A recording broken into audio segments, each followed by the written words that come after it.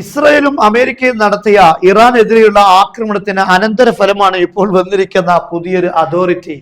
എന്തെല്ലാമായിരുന്നു യുദ്ധത്തിനിറങ്ങുന്ന സമയത്ത് അമേരിക്കയും ഇസ്രയേലും പറഞ്ഞിരുന്നത്?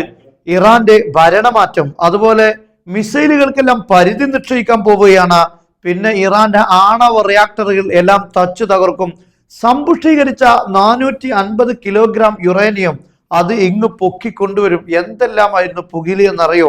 ഇപ്പൊ എന്താണ് സംഭവിച്ചത്? വലിയൊരു പ്രതിസന്ധിയാണ് ഇവർ ഉണ്ടാക്കി വെച്ചിരിക്കുന്നത്. അതേസമയത്ത് ഇറാൻ എന്നേക്കും ആഗ്രഹിച്ചിരുന്ന അവരുടെ വലിയൊരു സ്വപ്നം സാക്ഷാത്കരിക്കാൻ പോവുകയാണ്. അതാണിപ്പോൾ ഈ authority, Persian Gulf state authority, Islamic Republic of Iran എന്ന പേരിലാണ് ഈ അതോറിറ്റിക്ക് ഇപ്പോൾ രൂപം നൽകിയിരിക്കുന്നത്. നോക്കൂ നിങ്ങൾ, Iran has launch the Persian Gulf state authority എന്ന പേരിലുള്ള ഒരു അതോറിറ്റി ഇപ്പോൾ ലോഞ്ച് ചെയ്തിരിക്കുകയാണ്. Ships must contact this authority.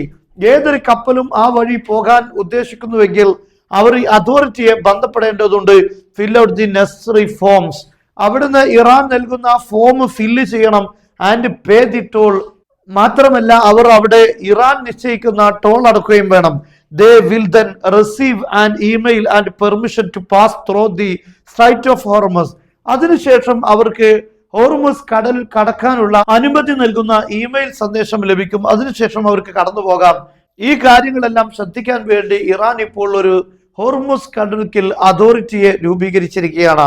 ഇത് ലോകത്തിന് എന്താണ് ഉണ്ടാക്കി വെച്ചിരിക്കുന്നത്? ഈ ടോൾ പിരിക്കുന്നതോടുകൂടെ ലോകത്തെത്തുന്ന ഈ ചരക്കുകൾക്കെല്ലാം വില വർദ്ധിക്കുമെന്നതാണ്.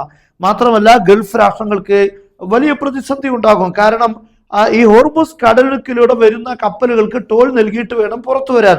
പേർഷ്യൻ കടൽ കടന്നു വരുന്ന ചരക്കുകളെക്കാൾ കുറഞ്ഞ വിലയിൽ മറ്റുള്ള സ്ഥലങ്ങളിൽ നിന്ന് എത്തുന്ന കപ്പലുകൾക്ക് കൊണ്ടുവരാൻ സാധിക്കും. അതുകൊണ്ട് ഇവിടെ വില വർദ്ധിക്കും. അത് ഡിമാൻഡ് കുറയാനുള്ള സാഹചര്യം. അതേ സമയത്ത് പേർഷ്യൻ ഗൾഫിലേക്ക് കടക്കുന്ന കപ്പലുകൾ, അങ്ങോട്ടെത്തുന്ന ചരക്കുകൾക്ക് വില വർദ്ധിക്കുകയും ചെയ്യും. ഇത് ഗൾഫ് നാടുകളിൽ വലിയ പ്രതിസന്ധിക്ക് കാരണമാകും.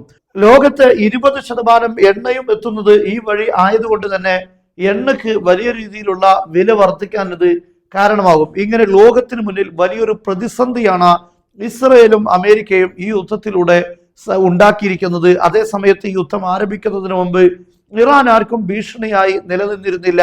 ഇറാൻ ആണവായുധം ഉണ്ടാക്കുന്നതിനെ കുറിച്ച് അവർ ആലോചിച്ചില്ല. അവരുടെ ഫത്വ തന്നെ അങ്ങനെ ഉണ്ടാക്കാൻ പാടില്ല എന്നായിരുന്നു.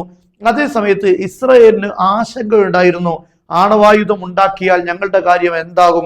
മിഡിൽ ഈസ്റ്റിലെ വൻ ശക്തി ഇറാനായി മാറും എന്ന ആശങ്കയുടെ പുറത്താണ് ഇറാനുമേൽ ഇസ്രയേലും അമേരിക്കയും കടന്നു കയറിയത്.